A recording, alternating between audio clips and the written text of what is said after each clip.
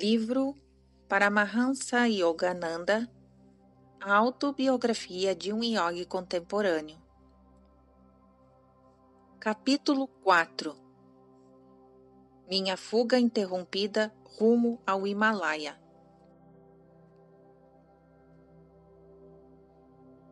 Abandone a sala de aula, arranjando algum pretexto fútil, e alugue um conche. Pare na travessa lateral, onde ninguém da minha casa o possa ver. Estas foram as minhas instruções finais a Amar Mitter, um colega de escola secundária que planejara me acompanhar ao Himalaia. Havíamos escolhido o dia seguinte para empreender a fuga. Era necessário tomar precauções, pois meu irmão Ananta exercia vigilância rigorosa. Ele decidira frustrar os planos de fuga que suspeitava predominarem em minha mente. O amuleto, como um fermento espiritual, trabalhava silenciosamente em meu interior. Eu esperava encontrar, em meio às neves do Himalaia, o mestre cuja face muitas vezes me aparecia em visões. Minha família estava morando em Calcutá, para onde papai fora definitivamente transferido. Em obediência ao costume patriarcal hindu, Ananta trouxera sua noiva para viver em nossa casa, agora em Gurpar Road, número 4. Ali, num quartinho de sótão, eu me entregava a meditações diárias, preparando minha mente para a busca divina. A memorável manhã chegou com uma chuva pouco auspiciosa. Ouvindo as rodas do coche de Amar na rua, embrulhei precipitadamente um cobertor, um par de sandálias, 2 tangas, um rosário, a fotografia de Lakshmanasaya e um exemplar do Bhagavad Gita. Atirei este embrulho pela janela de meu quarto no 2º andar. Desci as escadas correndo e passei por meu tio, que comprava peixe na porta. Que excitação é essa? Seu olhar me examinou cheio de suspeitas. Eu lhe sorri com um ar inocente e avancei pela viela.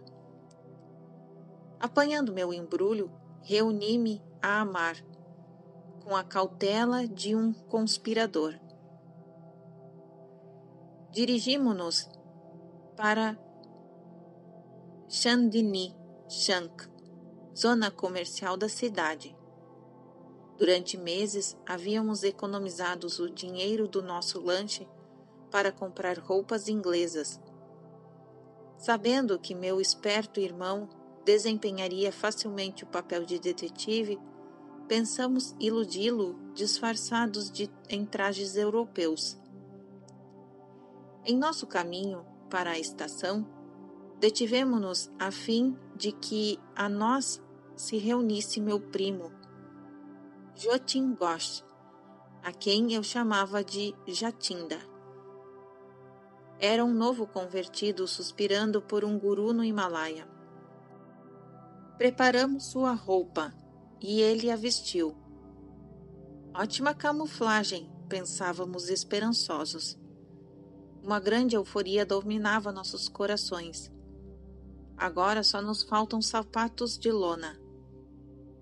Conduzi meus companheiros a uma loja onde estavam expostos calçados de sola de borracha, artigos de couro obtidos pela matança de animais, não devem ser usados nesta sagrada viagem.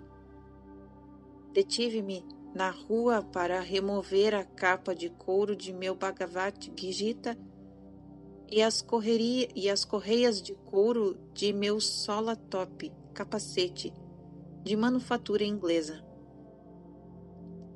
Na estação, compramos passagens para Burdwan, donde planejávamos baldear para Hardwar, no sopé do Himalaia. Assim que o trem, como nós, se pôs em fuga, dei rédeas soltas a algumas de minhas gloriosas previsões, antegonzando-as. Imagine só, exclamei. Seremos iniciados pelos mestres, experimentaremos o transe da consciência cósmica. Nossos corpos se carregarão de tal magnetismo que os animais ferozes do Himalaia, ao se aproximarem de nós, ficarão instantaneamente domados. Tigres não passarão de dóceis gatos caseiros à espera de nós, de nossas carícias. Este comentário, que delineava perspectivas fascinadoras, tanto metafóricas quanto literalmente, produziu um sorriso entusiasmático em Amar. Jatinda, porém, desviou os olhos e pela janela dirigiu-os para a paisagem que fugia. Vamos dividir o dinheiro em 3 partes. Jatinda quebrou um longo silêncio com esta sugestão. Cada um de nós deverá comprar a sua própria passagem em Burdwan. Assim, ninguém na estação desconfiará de que estamos fugindo juntos. Sem de nada suspeitar, concordei. Ao anoitecer, nosso trem parou em Burdwan. Jatinda foi ao guichê de passagens. Amar e eu sentamos-nos na plataforma. Esperamos 15 minutos e depois, infrutíferamente, inquirimos sobre o paradeiro. Procurando em todas as direções, gritávamos o nome de Jatinda, com a insistência de terror, mas ele se esfumaçara nos desconhecidos e obscuros arredores da pequena estação. Fiquei completamente abatido, num estado de choque próximo do topor. Não acreditava que Deus pudesse abençoar um incidente tão depressivo. Minha romântica fuga em direção a ele, a primeira que recebera o cuidadoso planejamento, redundara num cruel estrago. Amar, devemos voltar para casa. Eu chorava feito criança. O adeus empedernido de Jatinda é um mau presságio. Esta viagem se destina ao fracasso. É esse o seu amor a Deus? Você não tem forças para suportar o pequeno teste de traição de um companheiro? Graças à ideia sugerida por Amar, de que se travava de uma aprovação enviada por Deus, meu coração se acalmou.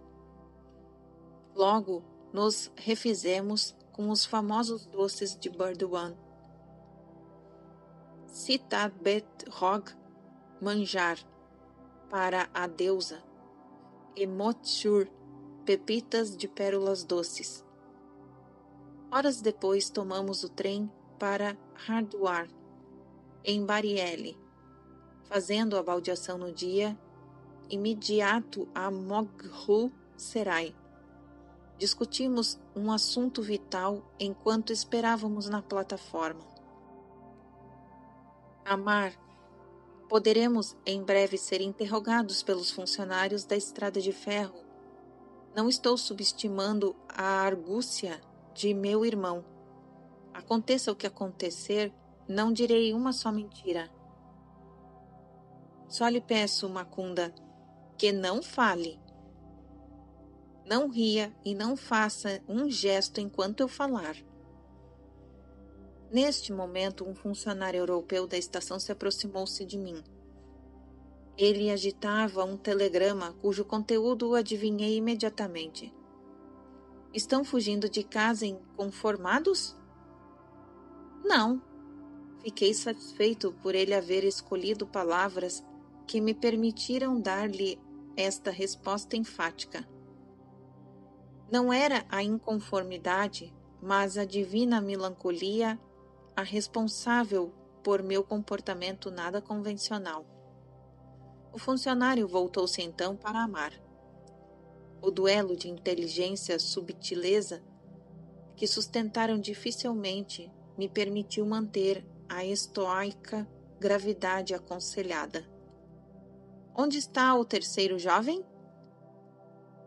O homem pôs toda a autoridade possível em sua voz. Vamos, diga a verdade. Senhor, noto que está usando óculos. Não pode ver que somos apenas dois? Amar sorriu descaradamente. Não sou um mágico. Não posso tirar da cartola um terceiro rapaz. O funcionário, visivelmente desconcentrado, com a impertinência, procurou atacar outro campo vulnerável. Qual é o seu nome? Chamam-me de Thomas. Sou filho de mãe inglesa e pai hindu convertido ao cristianismo. Qual é o nome de seu amigo? Eu o chamo de Thompson. Nesta altura, minha hilaridade interior atingiu o zênite. Sem cerimônia, caminhei para o trem que providencialmente dava o apito de partida. Amar veio atrás, acompanhado pelo funcionário, que se tornara crédulo e obsequioso a ponto de nos alojar em um compartimento reservado a europeus. Evidentemente, lhe dói ver os dois jovens de sangue semi-inglês viajarem numa seção destinada aos nativos. Quando se despediu cortesmente, reclinei-me para trás, no assento, em gargalhadas incontroláveis. O semblante de Amar expressava incontida satisfação por haver logrado um funcionário europeu veterano. Na plataforma, eu dera um jeito de ler o telegrama. Era de meu irmão Ananta e dizia: 3 jovens bengales vestidos à inglesa fogem de casa. Direção Hardwar, via Monghul Serai. Favor detê-los até a minha chegada. Ampla recompensa por seus serviços. Amar. Eu o preveni que não deixasse em sua casa itinerários com horas assinaladas. Eu o reprovava. Meu irmão deve ter encontrado algum lá. Meu amigo reconheceu sua falta, como um cordeiro. Paramos brevemente em Bariele, onde Dwarka Prasad esperava por nós. Observação número 31. Dwarka Prasad foi mencionado no capítulo 2. Fim da observação 31. Continuação da narrativa. Com um telegrama de Ananda, Dwarka tentou valentemente nos deter. Convenci-o de que a nossa fuga não fora empreendida por motivos fúteis. Como já o fizera em ocasião anterior, Dwarka recusou o meu convite de partir para o Himalaia. Enquanto à noite nosso trem se detinha em certa estação e eu dormitava, Amar foi acordado por outro funcionário inquiridor. Também este foi vítima do híbrido sortilégio de Thomas e Thompson. O trem nos levou a uma chegada triunfal em Hardwar, ao despontar a aurora. As majestosas montanhas assomavam convidativas à distância. Como um raio, atravessamos a estação e nos misturamos à multidão citadina, respirando nossa liberdade. Nosso primeiro ato foi mudar de roupa, envergando trajes indianos, pois Ananta, de algum modo, descobrira nosso disfarce europeu. Uma premonição de captura me obcecava.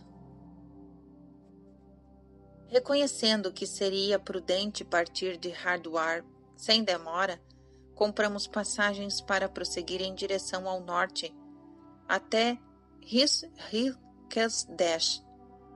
terra santificada pelos pés de muitos mestres desde as épocas remotas. Eu ia subir ao trem enquanto Amar se atravessava na plataforma. Acabou detido abruptamente pelo grito de um policial. Este, indesejado vigilante, escoltou-nos até a delegacia de polícia e confiscou nosso dinheiro. Cortesmente explicou que era o seu dever reter-nos até a chegada de meu irmão mais velho. Ao saber que nosso destino de fugitivos era o Himalaia, o oficial relatou uma estranha história. Vejo que são alucinados por santos. Nunca, porém, encontrarão maior homem de Deus do que um santo com quem estive ainda ontem. Um irmão de armas e eu o vimos pela primeira vez 5 dias atrás. Patrulhávamos o Ganges em caçadas ferozes a um assassino. Tínhamos ordem de capturá-lo vivo ou morto. Sabia-se que usava disfarce de sadhu para roubar os peregrinos.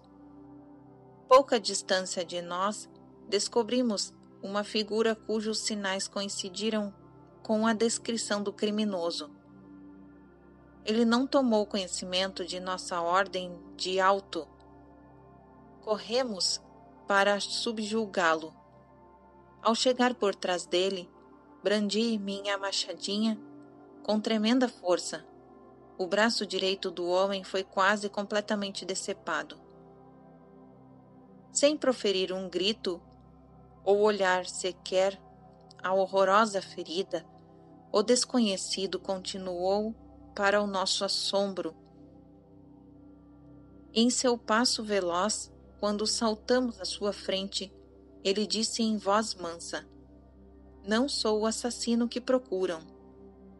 Fiquei profundamente mortificado ao ver que havia ferido um sábio de olhar divino. Prostrei-me aos seus pés, implorei o seu perdão, ofereci-lhe meu turbante para estancar o sangue que jorrava em abundância.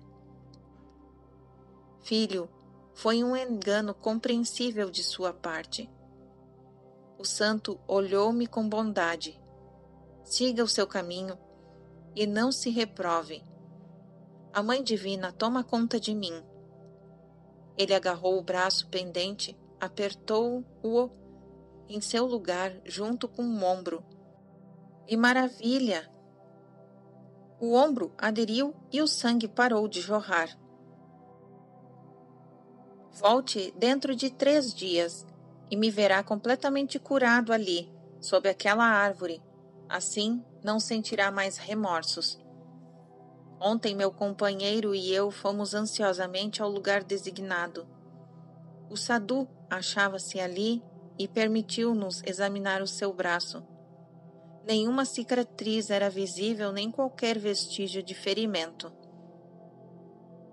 Vou para as solidões himalaicas via Rishikesh. O sadhu nos abençoou e partiu com pressa. Sinto que minha vida ganhou elevação espiritual graças à sua santidade. O policial concluiu sem relato, com piedosa ejaculatória, aquela experiência, sem dúvida nenhuma, o que havia comovido e transportado à profundeza além dos habituais. Com expressivo gesto, ele me estendeu um recorte de jornal sobre o milagre. No estilo sensacionalista de certos periódicos, que infelizmente não faltam mesmo na Índia, a versão do repórter aparecia bastante exagerada. Informava que o sadhu quase fora decapitado. Amar e eu lamentamos não conhecer o grande yogi que perdoara seu perseguidor à maneira de Cristo. A Índia, materialmente pobre durante 2 Os 2 últimos séculos possuem, entretanto, um lastro inesgotável de riqueza divina. Arranha-céus espirituais podem ser encontrados, às vezes, à beira do caminho, até mesmo por homens mundanos, como este policial. Agradecemos o oficial por ter aliviado o nosso tédio com sua história maravilhosa. Ele provavelmente tentava insinuar ser mais afortunado do que nós. Sem qualquer esforço, encontrara um santo iluminado. Nossa veemente busca terminara, não aos pés de um mestre, mas em mísera delegacia de polícia. Tão perto do Himalaia e, contudo, em nosso cativeiro, tão longe, confessei a amar que eu sentia redobrar-se meu impulso de buscar a liberdade. Vou escapar assim que a oportunidade me ofereça. Podemos ir a pé à sagrada Rishikesh. Sorri para lhe dar coragem. Meu companheiro, porém, tornara-se pessimista assim que a firme em escora do nosso dinheiro nos foi arrancada. Se nos embrenharmos a pé pela perigosa Jangal, terminaremos não só na cidade dos santos, mas nos estômagos dos tigres. 3 dias depois, Ananta e o irmão de Amar chegaram. Amar saudou o irmão com afetuoso alívio. Eu permaneci inconciliável. Ananta só obteve de mim severa repreensão. Compreendo como se sente, disse meu irmão com brandura. Tudo quanto lhe peço é que me acompanhe a Benares para conhecer certo sábio e depois a Calcutá para visitar por alguns dias nosso aflito pai. Então poderá reencetar sua busca de um mestre neste lugar. Amar interveio neste ponto da conversação para declarar que não tinha qualquer intenção de volver a Hard comigo. Ele estava gozando do calor da família. Eu, porém, tinha certeza de que jamais abandonaria minha busca até chegar ao Guru. Nosso grupo viajou de trem para Benares. Ali tive a resposta singular e instantânea a uma prece minha. Um plano habilidoso foi arquitetado previamente por Ananta.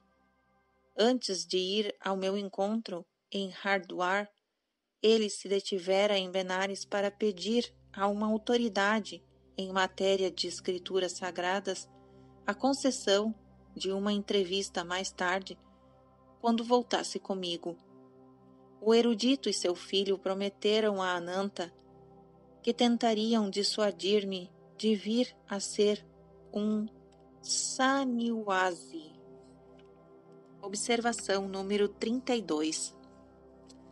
Sanyasi, literalmente, renunciado, da raiz do verbo sânscrito por delado, rejeitar.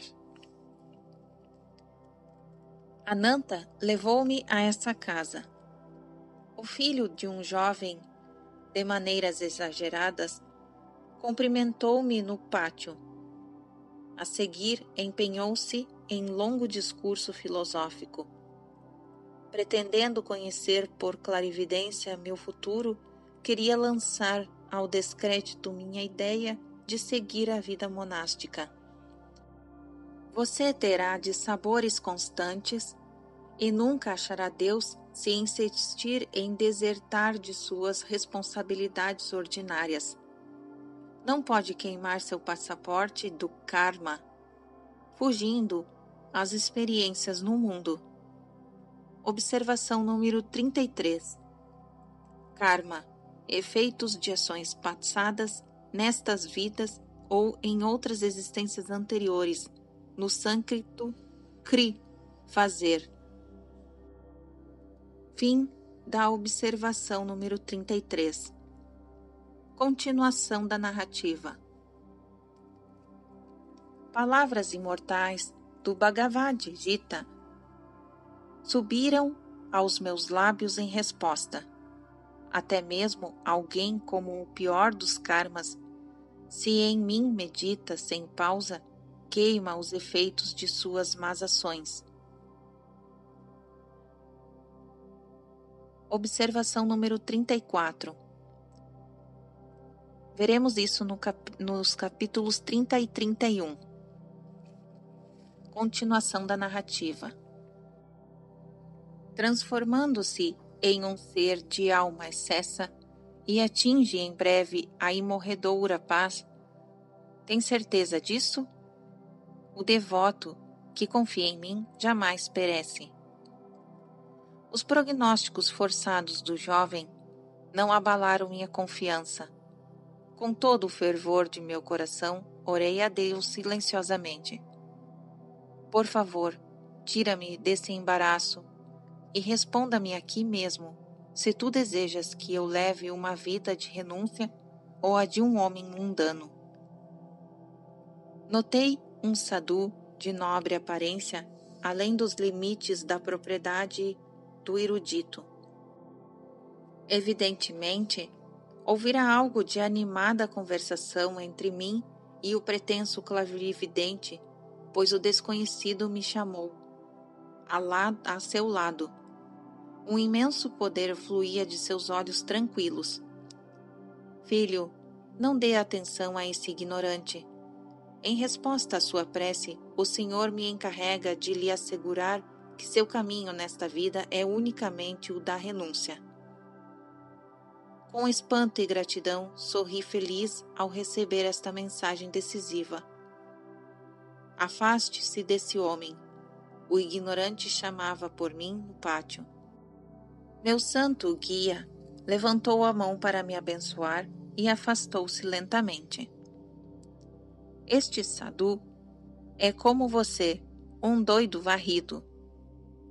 Era o encanecido erudito quem fazia esta encantadora observação. Ele e o filho me olhavam com um ar lúgubre. Ouvi dizer que também ele abandonou seu lar para uma vaga procura de Deus. Voltei-lhe as costas. Disse a Ananta que eu não estava disposto a sustentar mais discussões com os donos da casa. Meu irmão, desencorajado, concordou em partir imediatamente. Embarcamos em um trem para Calcutá. Senhor detetive, como descobriu que eu fugira com 2 companheiros? Dei curso à minha viva curiosidade interrogando Ananta em nossa viagem para casa.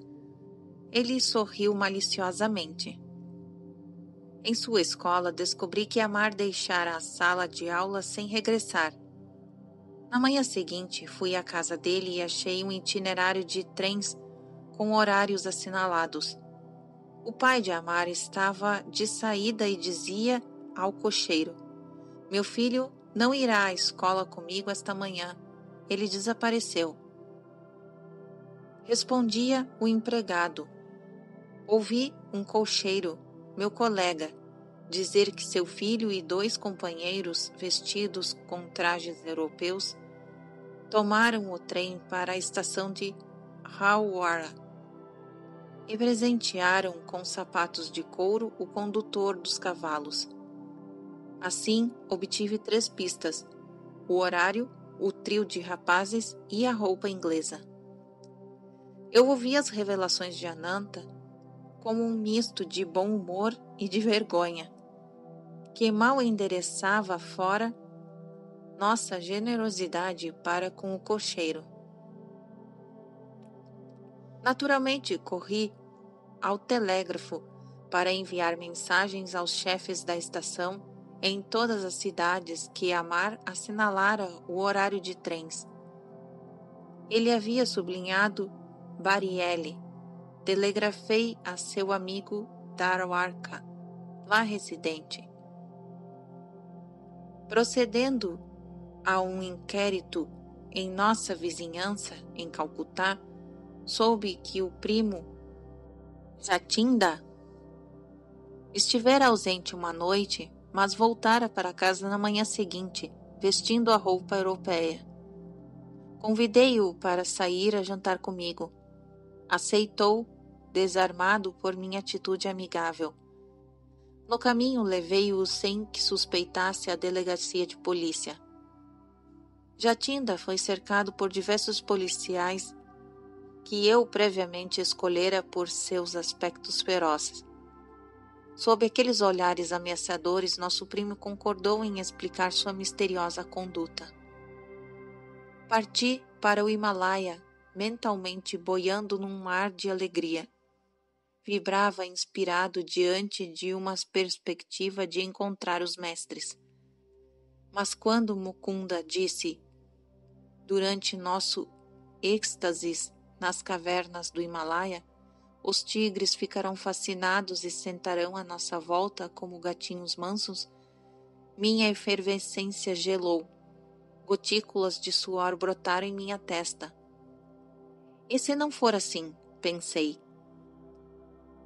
Se a natureza carnívora dos tigres não se modificar pelo poder do nosso transe espiritual, seremos tratados com a delicadeza dos gatos domésticos? Em minha imaginação, já me via hóspede compulsório do estômago de algum tigre, lá não entrando de uma vez, como o corpo inteiro, mas as prestações em diversas postas. Minha raiva contra o desaparecido Jatinda evaporou-se em riso. A hilariante explicação dada no trem valia por toda a angústia que ele me causara. Devo confessar que senti leve satisfação. Jatinda, também ele, não escapara de um encontro com a policial. Ananta, você nasceu um cão policial autêntico. Observação número 35. Sempre o chamei de Anantada. Da é sufixo de respeito acrescentado ao seu nome de irmão mais velho por todos os seus outros irmãos e irmãs. Fim da observação 35. Continuação da narrativa. Em meu divertimento havia algo de exasperação. Direi a Jatinda que estou contente por sua conduta se dever, não a disposições traiçoeiras como parecia, mas apenas ao prudente instinto de conservação.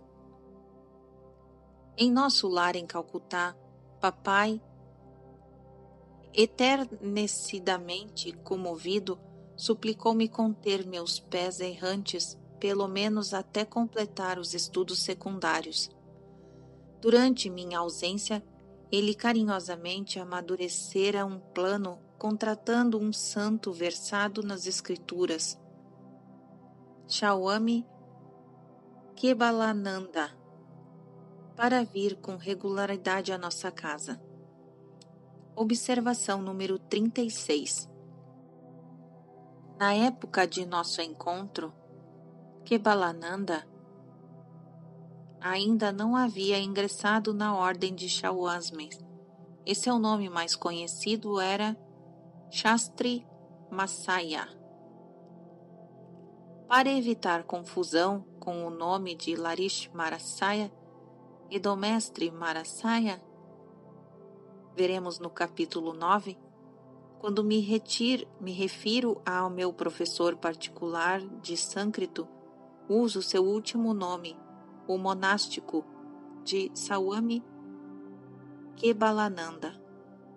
Sua biografia foi recentemente publicada em Bengali. Nascido no distrito de Khulna, em Bengala, em 1863, Kebalananda abandonou o corpo em Benares com 68 anos. Seu nome da família foi Ashutosh Chatterjee. Fim da observação número 36. Continuação da narrativa. Este sábio será instrutor de sânscrito, anunciou meu pai cheio de confiança. Papai nutria a esperança de satisfazer meus anseios espirituais com instruções de um filósofo erudito. Mas num baralho sutil, as cartas logo mostraram outro jogo. Meu novo mestre, longe de oferecer conhecimentos cheios de aridez intelectual, converteu-se em um abanador para avivar entre as cinzas as brasas de minha aspiração por Deus. Meu pai ignorava que Shawans Kebalananda era discípulo de Larishmarasaya e um dos de mais elevada espiritualidade. O incomparável Guru tivera milhares de discípulos silenciosamente atraídos pelo poder irresistível de seu divino magnetismo.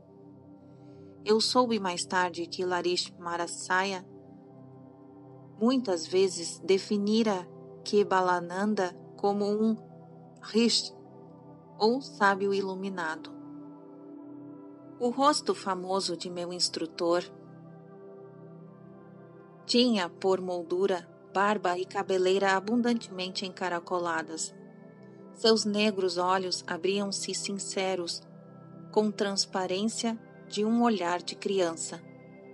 Todos os movimentos de seu corpo delgado revelavam uma deliberação em repouso. Sempre cortês e pleno de bondade, estabelecera-se firmemente na consciência do infinito. Muitas de nossas horas mais felizes foram passadas juntos em profunda meditação e kriya. Kebalananda era notável autoridade nos antigos Shastras, ou livros sagrados. Conquistara por sua erudição um título de Shastri Marasaya, de um uso comum ao cumprimentá-lo. Meu progresso, entretanto, na disciplina do sânscrito era quase nulo. Eu aproveitava toda oportunidade para desertar da gramática prosaica e conversar sobre yoga e Larishmarasaya. Um dia tive a honra de ouvir o meu professor falar de seu convívio pessoal com o mestre. Tive a rara felicidade de permanecer ao lado do mestre durante 10 anos. Seu lar em Benares constituía a meta de minha peregrinação todas as noites. O guru encontrava-se sempre em sua pequena sala de recepção no andar térreo. Ao sentar-se em posição de lótus, num banco de madeira sem espaldar seus discípulos, formavam uma semi-guirlanda em seus pés. Seus olhos cintilavam e bailavam com alegria divina. Observação número 37. Porque a verdadeira natureza de Deus é beatitude, o devoto sintonizado com ele experimenta uma inata e ilimitada alegria. A primeira das paixões da alma e da vontade é a alegria. Sir João da Cruz, autor da Subida ao Monte Carmelo, um de seus místicos aforismas: para chegar àquilo que não se tem, é preciso tomar o caminho que não se tem, para atingir aquilo que não se é. Necessário se faz tomar o caminho onde não se é, para obter o tudo é. É preciso abandonar tudo. O corpo do grande santo cristão morto em 1591, exumado em 1859, achava-se em estado de incorruptibilidade. Fim da observação número 37. Continuação da narrativa. Conservava os olhos semicerrados, contemplando através do olho telescópico interior a esfera de beatitude perene. Raras vezes se alongava ao falar. Ocasionalmente, seu olhar focalizava um estudante precisando de ajuda. Então palavras impregnadas de vibrações curativas e consoladoras fluíam numa avalanche de luz. Paz indescritível florescia dentro de mim em simples olhar do Mestre. Sua fragrância saturava-me como se viesse de um lótus do infinito. Estar com ele, mesmo sem tocar uma palavra durante muitos dias, era uma experiência que alterava todo o meu ser. Se alguma barreira invisível se interpunha no caminho de minha concentração, eu ia meditar aos pés do Guru. Ali atingia facilmente estados de consciência sutilíssimos. Tais percepções me escapavam da presença de instrutores menores. O Mestre era um templo vivente de Deus, cujas portas secretas se abriam para todos os discípulos através da devoção. Larish Marasaya não era um intérprete livresco das Escrituras. Sem esforço algum, ele mergulhava na biblioteca divina da fonte da sua onisciência. Manavam os pensamentos como rebuxos orvalhantes e as palavras como espumas. Possuía a chave maravilhosa que descerrava a profunda ciência filosófica escondida nos Vedas, há milênios atrás. Observação número 38.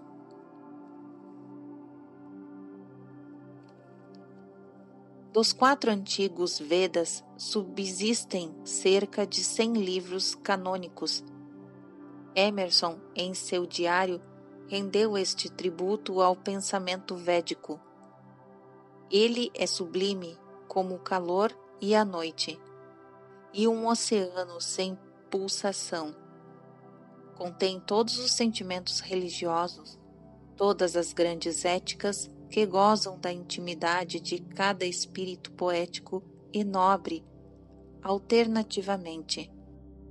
Inútil é pôr de lado este livro. Se me confio aos bosques ou a um barco no lago, a natureza me converte logo num brilunim.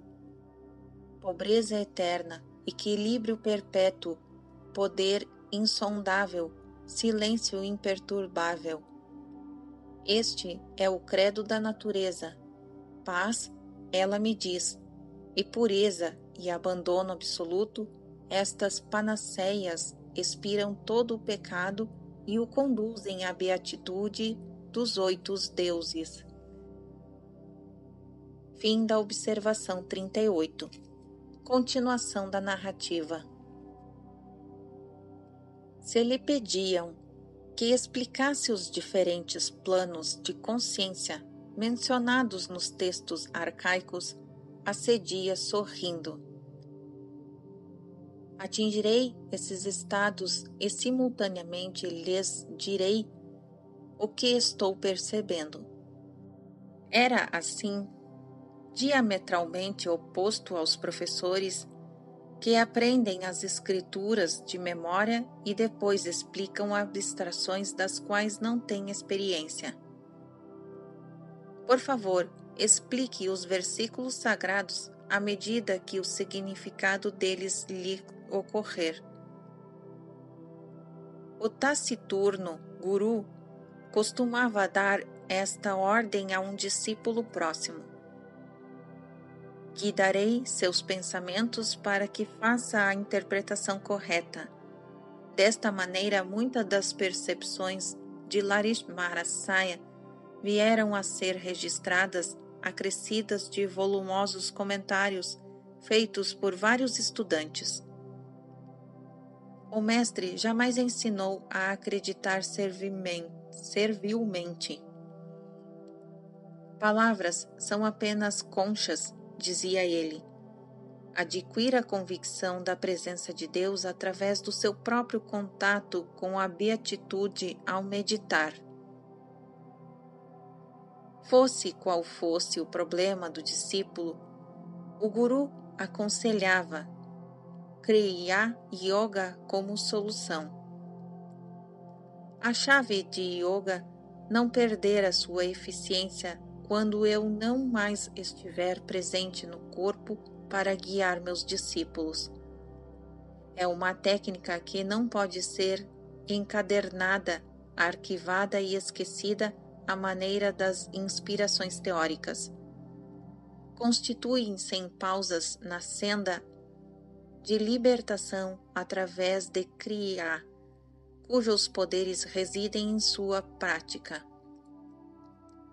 Eu próprio considero Kriya o mais eficiente recurso de salvação, pois o homem aplica seu esforço pessoal na busca do infinito. E Kebalananda gravemente concluiu seu testemunho.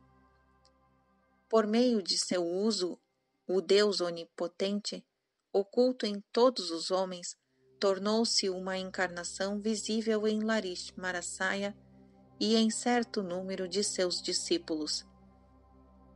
O milagre crístico realizado por Larish Marasaya ocorreu em presença de Kebalananda. Meu santo tutor um dia repetiu a história, afastando os olhos dos livros de sânscrito abertos sobre a mesa. Um discípulo cego, Ramu, despertou minha compaixão ativa. Por que não teria luz em seus olhos quando servia com tanta fidelidade nosso mestre, em que a divindade resplandecia plenamente? Certa manhã, tratei de falar com Ramu, mas ele me sentava pacientemente durante horas, refrescando o ar em torno de seu guru com um punkah, abanador feito à mão, de folhas de palmeira. Quando afinal o devoto deixou a habitação, eu o segui. Ramu, há quanto tempo você é cego? Desde o nascimento, Senhor. Nunca meus olhos foram abençoados com um vislumbre do sol. Nosso guru onipotente pode ajudá-lo. Suplique-lhe, por favor. No dia seguinte, Ramu aproximou-se timidamente de Larish Marasaya. O discípulo sentia quase vergonha de pedir que uma riqueza física fosse acrescentada à sua superabundância espiritual. Suplico a meu mestre, dentro de quem está aquele que ilumina o cosmos, conduza a sua luz aos meus olhos, para que eu possa perceber a tênue resplendor do sol. Ramu, alguém o induziu a colocar-me em posição difícil. Eu não tenho o poder de curar. Senhor, o infinito dentro do guru pode realmente curar. Isso é bem diferente, Ramu. Para Deus, não há limites. Ele que acende as estrelas e as células das carnes com misteriosa refulgência de vida, pode trazer-lhe seguramente o brilho da visão aos olhos. O mestre tocou a testa de Ramu no ponto médio entre as sobrancelhas.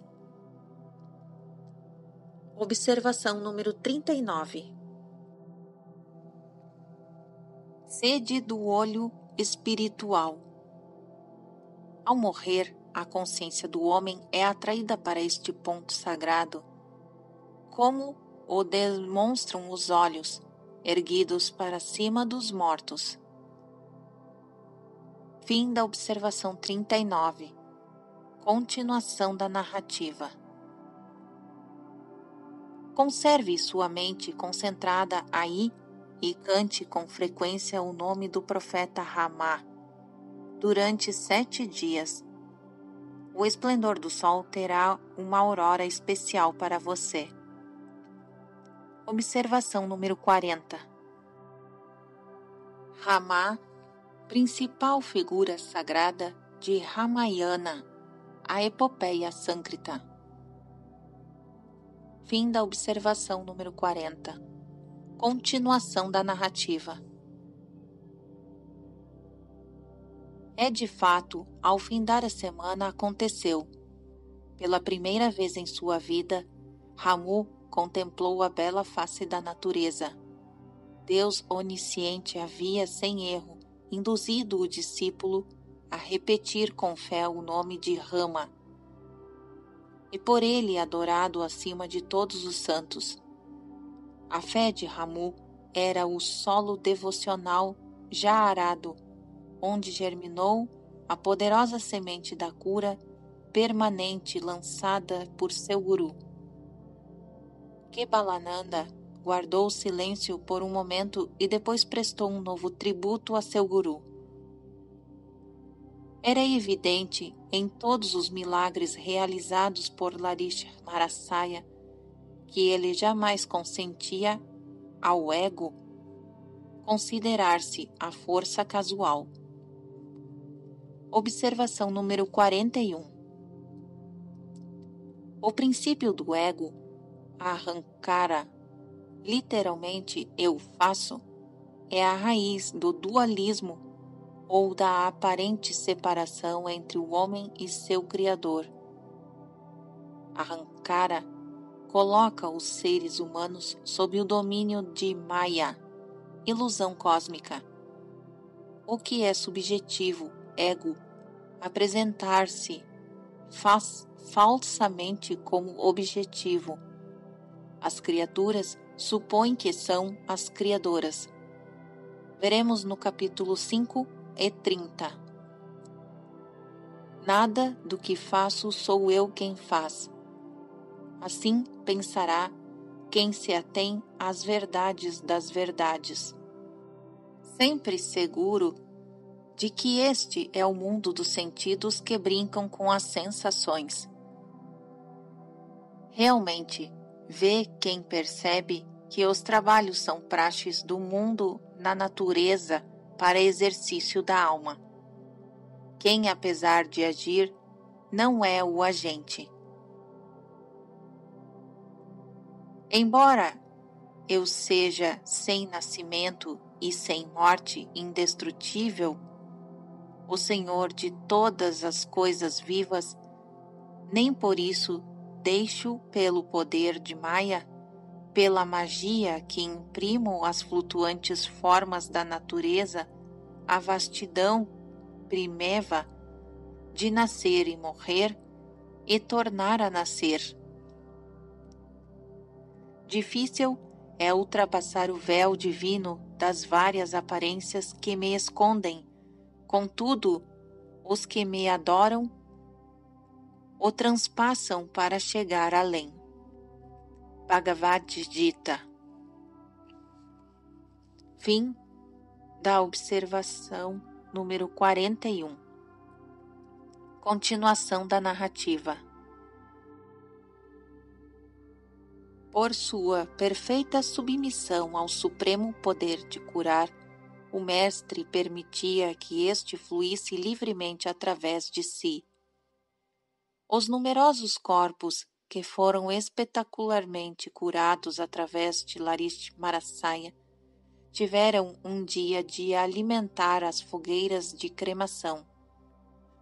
Mas o silencioso despertar de espíritos que ele operou, os discípulos crísticos por eles formados, são seus milagres imperecíveis.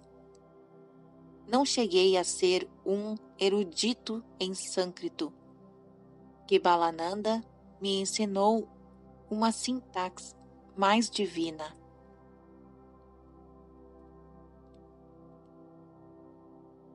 Fim do capítulo 4.